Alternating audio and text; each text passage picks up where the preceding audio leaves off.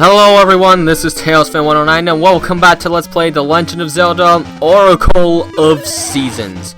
So last video, I did almost the entirety of the trade quest and got the Season of Fall. So now we're in the Unicorn's Cave. I barely remember what to do in this one, so this ought to be fun. As I just painfully wander around the entire dungeon as if this was my first time playing the game, because I legitimately do not remember where to go in this dungeon at all. I definitely can't go that way, so thanks for limiting my options somewhat. These guys will be much easier to kill once we get the item of this dungeon, but I guess I can still knock them off cliffs. Not Moldorms though, because Moldorms are stupid. Okay, let's get what's in here. I think it's a compass. I think. I do remember this room, I just don't remember what's in that chest. And yeah, Rock's Feather does wonders to make this so much easier. Oh gosh. There we go. It is the compass. And, okay, I guess there's only one floor. I don't know. 1, 2, 3, 4, 5, 6, 7, 8 more chests. Okay, this dungeon actually has a decent amount. Do I want a shortcut or do I actually want to conserve health? I want to conserve health. Even though I have a magic potion, that doesn't mean I want to use it. I'm only using it in case I die because it's usually somewhat inevitable in this game. I constantly just get wailed around and lose all my health in an instant. I'm glad I got the compass right away, though. That's actually going to be very comforting for me. So that I know where the items are. Okay, can't do anything here, so I guess we gotta start checking the eastern side from up here, though. Alright, it's nice to know I've already effectively limited my possibilities. And then I get this. Alright, which one leads me to that chest? We'll try this one. Alright, good. Come on! Alright. Not that way yet. What's this way, though? Or maybe I should check this way first, because it looks like it leads elsewhere. I missed it. Oh well, let's see what this way brings. Definitely can't do this yet. Definitely can't do this yet, but as you can see, the item we're going to get is actually a pretty darn cool one. Rather original. It's not the only game to have it, but it was the first one.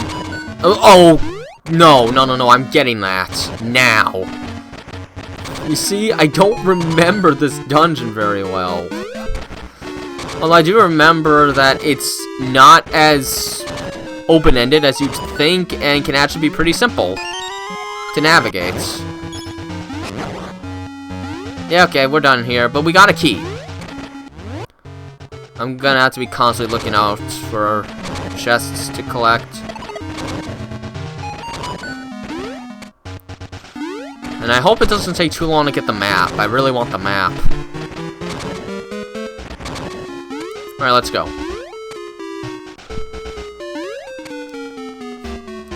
This is actually really good dungeon music here. This gets a nice atmosphere flowing. Hi. Pushing this makes... Okay, we don't want to go this way yet either. Yeah. Alright. So I do have to go down those stairs right now. Again, I've exhausted my possibilities. There'll be a ton once I get the item, but by then, it's just going to be to get the remaining items, so... It'll be fine by then. Let's go this way. I already hit that. Alright, let's go. We also can't go there until after getting the item.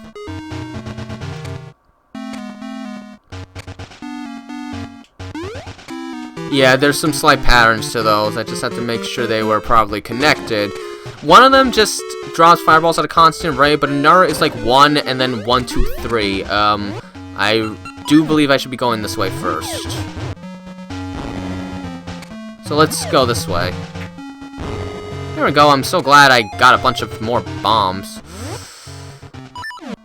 Oh gosh. I don't think these can block. They can, but this is a wooden shield. Sweet, this is the best wood ever made. Who made this? That is one impressive wooden shield. Oh, okay. This puzzle is actually pretty cool. It's again a block pushing standard type of thing, block pushing variety, but this has a very unique mechanic. Whichever way we push this statue will move in the opposite direction. So we have to manipulate that in order to get him in. There. Alright. You see? Wait, no. Okay. Now we push this to the right, and that goes left. Now if we push it up, that will go down, and... yeah, that is honestly a cool puzzle. I do like that one. And it's actually somewhat tricky, showing that, yeah, even a game that's not puzzle-oriented, it's gotta throw something at you at some point. Let's get rid of the Gibdo. They have so much health. Oh, look, we're on the other side. There should be a chest to get here, yes. This might be the map. No, but it's a lot of money, and you know what? I'm all for it. I still need money. Oh boy. What have you got to say?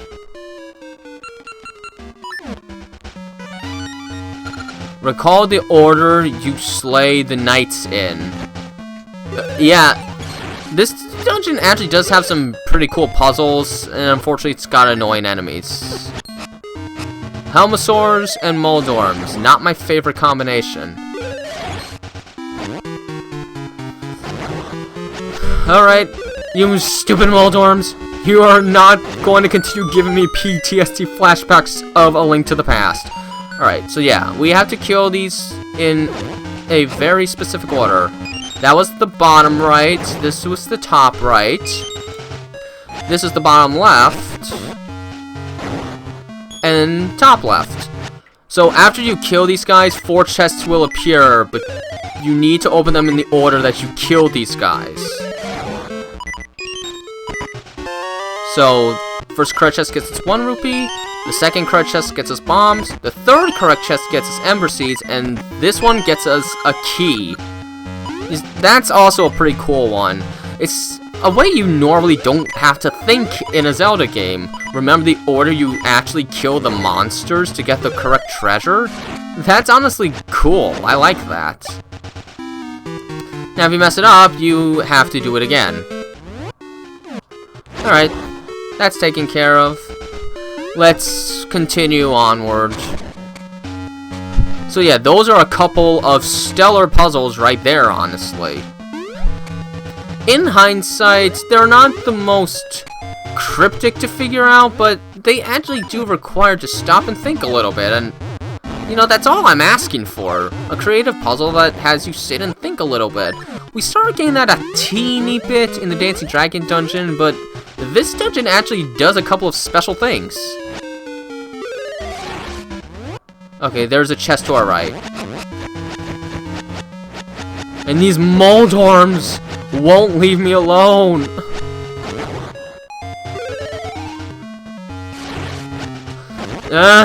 Go away. I don't like you. Thank you. Alright, we're definitely going to want to burn the Gibdo's bandages.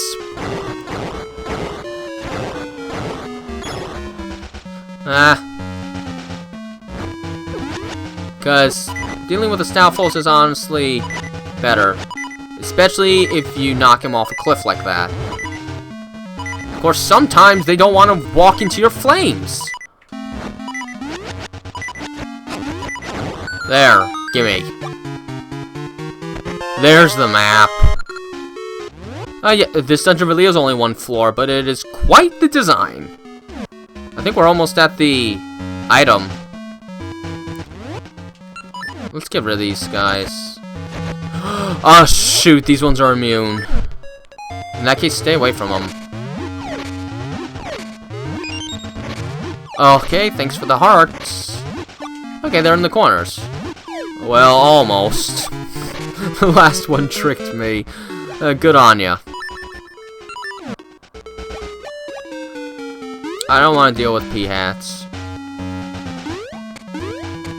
So let's just go, wait. That's a one-way. I'm not going the one-way just yet. I'm gonna actually see what's down here first. If anything at all. Okay. Not sure what the point was. Guess it's just an easier path to take. Whatever. Let's just get in. And get the item! Here's the dungeon item. Okay. I'm actually remembering this pretty well, actually. It's really coming back together. I'm just putting the pieces together in my head. And here we get the magnetic glove. This we can use to attract or repel items with to or against us, or even use these little tower things to attract or repel towards. Like, we can attract or repel this ball away from us to place on switches and such. This is a really cool item. It is probably the best item. Almost the best item. The best item is actually in the next dungeon. I'm looking forward to getting that one. Alright. So why don't we start going for these other chests?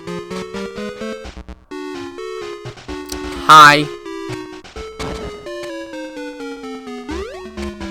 Yeah, I think I will go this way just to conserve on bombs. There we go. Alright, we're back here at last. And I guess it's time to fight the mini-boss. See? We're gonna try to repel from those things. But first, we must get what's in that chest. Because we can finally get it. Yeah, this dungeon actually isn't that confusing. I keep remembering it being very confusing because I can hardly remember how the dungeon goes, but then it ends up actually being pretty straightforward. Alright. Here's a bit of a nasty fight. Get your sword charged up and get ready to fight Tiger. A tiger with a jewel on his tail, which is his weak spot. He tends to roll around the room in various different patterns. He has a lot of different patterns, all of which are pretty darn dangerous, I must say. And this one's easier, because it has far more predictable movements.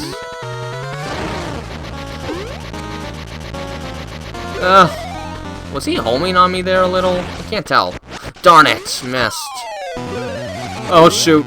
Okay, that didn't hurt much. Alright, he's down.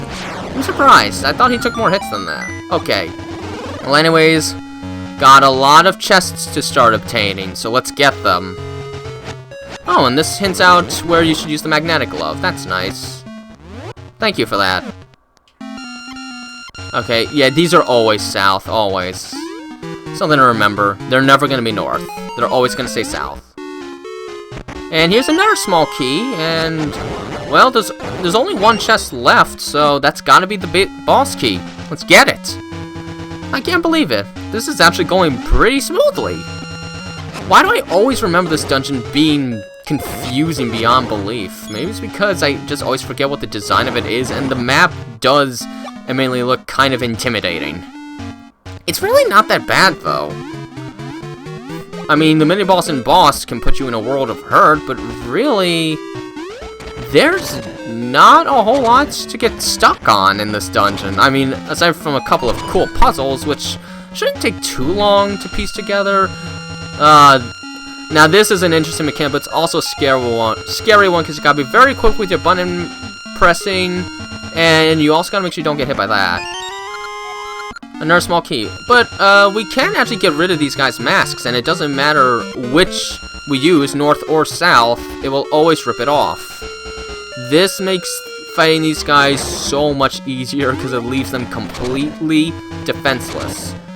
And since the minecart is on the other side, it looks like we have no choice but to go back to the teleport. So let's do that. Got all the keys, but, the boss key's not in a chest this time, just like in the 4th dungeon. Okay, that's fine. We've ironed out all possibilities. There's only one path left to go. Okay, but which path actually leads to the key? I don't remember. But good thing we pushed that block earlier, because we need this now. There we go. I think the key was this way? No. We can't even do anything over here yet. I always forget which path to take for the boss key. This always stumps me. I always end up going, like, the wrong way. I get to the boss door first, and then the big boss key. We'll try going this way. Oh, come on. Oh, for heaven's sakes. There. There we go. Oh. We could get fairies from these guys, but I don't need it yet, so we'll hold off.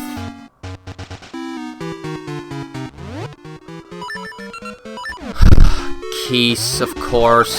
It's always keys. They're really gonna screw me over this time.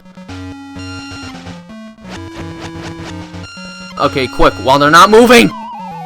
You see, this is why I hate them. This is why I hate them so much. They're always in the worst possible spot. Oh, look, I did it again. This is actually where the boss is. I always do this. Every time. It's so annoying. I'd prefer to jump with the A button. There we go. Alright, so I made the mistake again. I'll never learn. Ever. Maybe that's why I always get confused every time I get back to this dungeon, because I always make that same mistake over and over again. And I confuse it with the dungeon actually being confusing.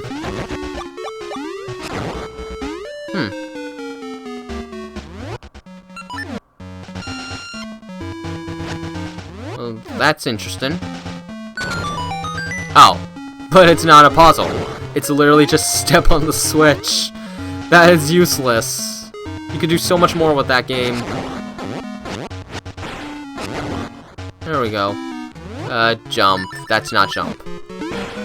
There.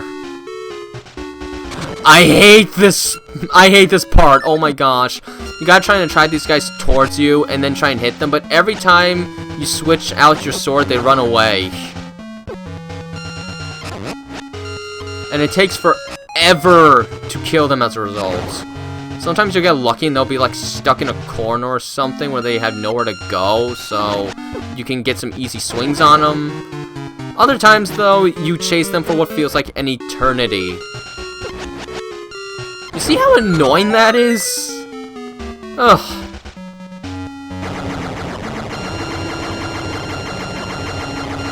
Alright, there. Now we'll be able to reach that, so we gotta walk all the way around now. All the way around. Just so that we can get a key for the boss. Like, the earlier parts of the dungeon are really cool, but I'm going to be honest, this last part is kind of annoying. With the constant going around and dealing with really annoying enemies, which is one of the reasons this is generally on the bottom of my list when it comes to Zelda games, because in the later parts of the game, the combats just get obnoxious, like really obnoxious.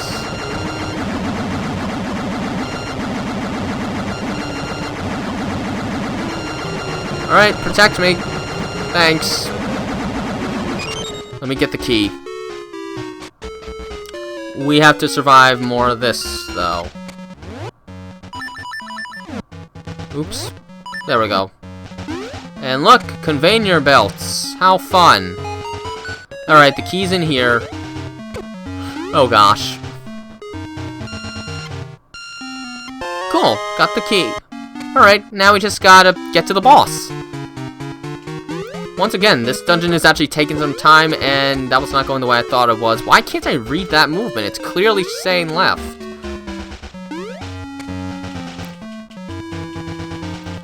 There we go. Lost a bit of health, but I still have a potion in case I need it. But it's 300 rupees, so I won't be able to buy another one if I lose it, so let's not lose it. And there. Now it's time to actually head to the boss. Oh, and those annoying magnet guys, that won't be the only time we ever see them. They will appear in later dungeons. And they're just as annoying. At least if we have a stronger sword, we can kill them faster. Or if we had a ring that increases our sword's attack power, why have I not gotten one of those yet? Jump. Hook me up, and let's go. Alright. Now I will take full advantage of the fact that these guys drop fairies. Ah, much better. Oh, that. There we go. I knew that. Alright, we're almost at the boss. Just gotta get past this room of stupid keys again. He's gonna knock me off right here.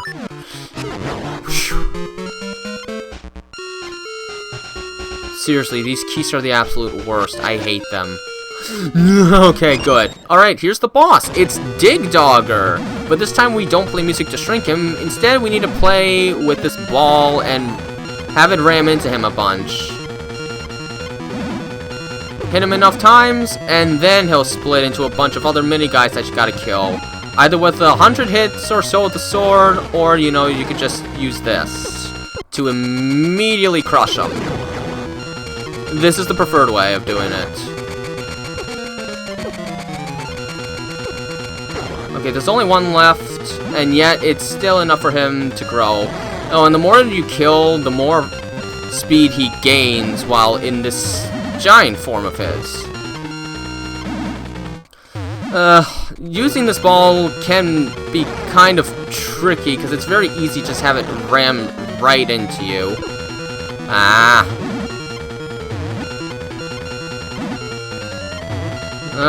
Come on.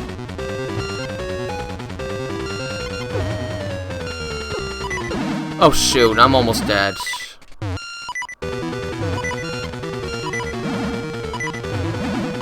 Alright, let's just wait till he tries to land on me. And then I forgot which direction it was going. Ow! Oh, yep, I had to use it. Look at that. I had to use it.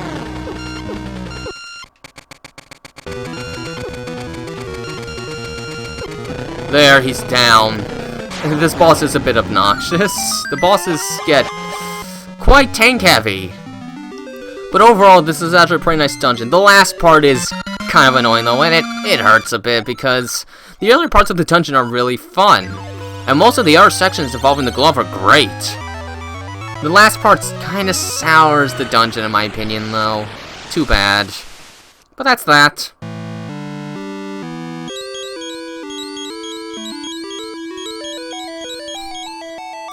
Oh, Link! Nurturing warmth has brought me strength. I saw a dream of Link inside vast ruins.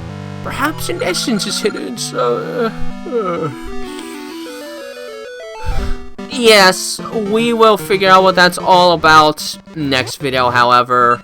This is a good spot to end things. Until then, though, this has been TalesFan 109. Have a nice day.